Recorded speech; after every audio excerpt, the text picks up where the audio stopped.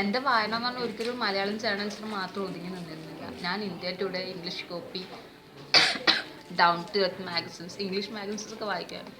പിന്നെ Rajya Sabha T V കാണും, English debates ഒക്കെ കാണും. ലാംഗ്വേജ് ഒരു ബാരിയർ ആയിരുന്നു, പക്ഷെ ഞാനത് ഓർക്കും ചെയ്യും.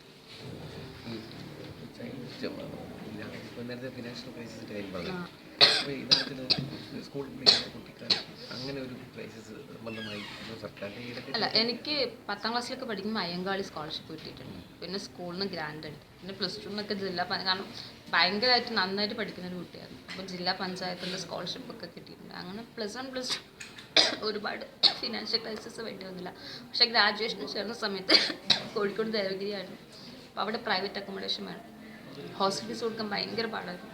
പക്ഷേ ഗ്രാൻഡ് ഉണ്ടായിരുന്നു കുറേയൊക്കെ, അതുകൊണ്ട് മേക്കപ്പ് ചെയ്ത്. എങ്കിലും ബാക്കിയുള്ള എനിക്കും വീട്ടിൽ നിന്നുള്ള ഒരു സോഴ്സ് തന്നെ, വേറെ ആരും അമ്മ സഹായിക്കാണ്ടായിരുന്നില്ല. പിന്നെ ഈ ഫീൽഡിലേക്ക് തിരിഞ്ഞപ്പോഴാണ് പിന്നെ ഇൻഡിവിജ്വൽ ഫിനാൻസിങ് ഒക്കെ കിട്ടിയത്.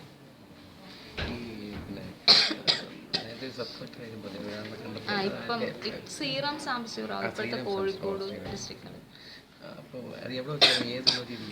അത് ഞാൻ ST ഡിപ്പാർട്ട്മെൻറ്റിൽ മാനേജ്മെൻറ്റ് ട്രെയിനായിട്ട് കുറച്ച് നാൾ പോയായിരുന്നു. അപ്പോൾ അവിടെ TRDM മീറ്റിങ്ങിന് വെച്ചിട്ടുണ്ട് സാറിന് വേണ്ടിയിട്ട്.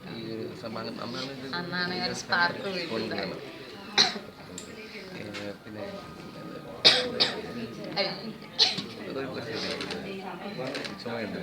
നല്ല ചുമണ്ട് ഇന്നലെ തുടങ്ങിയതാണ്.